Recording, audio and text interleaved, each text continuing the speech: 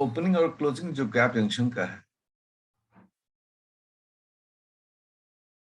Opening and closing, खुलना और बंद होना, तो हम तो कैल्शियम आयन की भी बात करते हैं इसमें, इसलिए इसको देखा जा रहा है gap junction. Opening and closing of gap junction जो है, ये रेगुलेट किया जाता है 3 फैक्टर्स के द्वारा, regulated by any of 3 factors। और ये 3 फैक्टर्स कौन कौन से हैं? अगर इसकी बात करें तो सबसे पहला फैक्टर है concentration of calcium ion, concentration of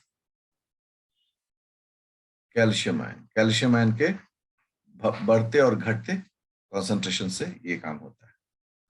दूसरा है फॉस्फोराइलेशन, जो अभी जस्ट मैंने बताया था। और तीसरा है इंट्रासेलुलर पीएच, सेल के अंदर का क्या पीएच है। ये तीनों फैक्टर गैप जंक्शन के ओपनिंग और क्लोजिंग को रेगुलेट करते हैं। अगर कैल्शियम आयन का कॉन्सेंट्रेशन, जो कि हम लोग हमेशा सेल में सबसे महत्वपूर्ण कॉन्सेंट्रेशन मानते हैं, अगर यह लो होता है तो गैप जंक्शन खुल जाता है, और जैसे ही ये कॉन्सेंट्रेशन हाई होता है गैप जंक्शन बंद हो जाता है। इस तरह की जो चीजें हैं उसे भी दिमाग में रखनी जरूरी होती है। फिर है कि गैप जंक्शन का अपना जैसे ओपनिंग क्लोजिंग है, इसका जो प्रॉपर्टी है, हेडिंग हुआ स्ट्रक्चरल एंड फंक्शनल प्रॉपर्टीज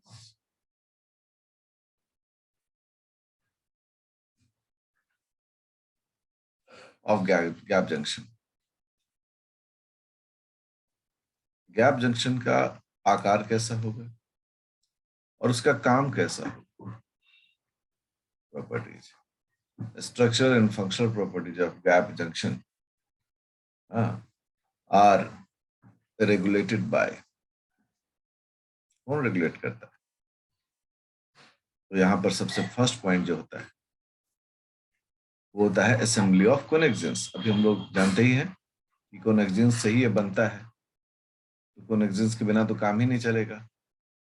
तो कोनेक्सेंस का जो असेंबली होता है उससे ही ये मापा जाता है, उसके काम को और इसके स्ट्रक्चर। सेकेंड जो है trafficking of gap junction within cell,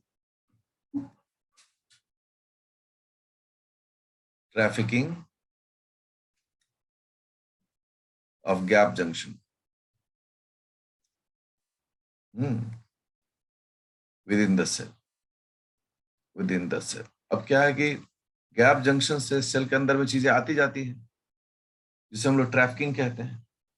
अब किस प्रकार का ट्रैफिकिंग हो रहा है, इलेक्ट्रिकल हो रहा है या कोई सॉल्यूट मूव कर रहा है, उस आधार पर गैप जंक्शन का स्ट्रक्चर और फंक्शनल एस्पेक्ट बदलता है। और तीसरा जो है, थर्ड पॉइंट जो है इसमें, वह है formation of functional gap junction.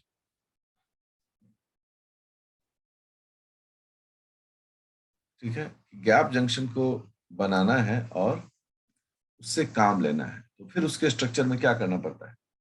बदलाव करना पड़ता है। अगर ये सब घटना हो तो फिर हम लोग बोलेंगे कि ये गैप जंक्शन के स्ट्रक्चर और फंक्शन को रेगुलेट करता है। हाँ? और ये सभी किस पर डिपेंड करता है? ये जो 3 हमने प्रॉपर्टीज लिखा, these 3 प्रॉपर्टीज, अच्छा तो प्रोटीन ही हो रहा था। 3 प्रॉपर्टीज डिपेंड ऑन, किस पर ये तीनों प्रॉपर्टीज डिपेंड करता है? पहला एन कैथरीन, इसके बारे में हमने प्रीवियस लेक्चर से पढ़ाया है, ठीक है ना। ये वैसे एथेरिन्स होते हैं जो कैल्शियम डिपेंडेंट होते हैं, ठीक है, और एन कैथरीन का एक टाइप है, N cadherin and its associated proteins, associated adapter proteins, adapter proteins कौन कौन से ऐसे अडेप्टर प्रोटीन्स होते हैं, जैसे अल्फा एंड बीटा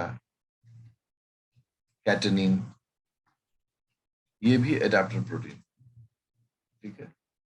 इसके अलावा भी नाम है अडेप्टर प्रोटीन के, जैसे ZO1 प्रोटीन, ZO2 प्रोटीन, ये सभी जो है अडेप्टर प्रोटीन्स होते हैं। अडेप्टर प्रोटीन्स क्या करते हैं, दो मीडियम के बीच में चीजों को अडेप्ट करते हैं। तो एक तो हो गया एन कैथरीन, दूसरा जिसमें आता है सेकेंड पॉइंट वो होता है डेस्मोसोमल प्रोटीन, डेस्मोसोमल प्रोटीन्स, ठीक है। इस एग्जाम्पल अगर हम उसका बोले, पॉपुलर एग्जाम्पल है डेस्मोप्लाकिन। ये सभी प्रोटीन्स जो होते हैं ना, ये सब मिलकर इसके स्ट्रक्चर को, इसके फंक्शन को रेगुलेट करता है।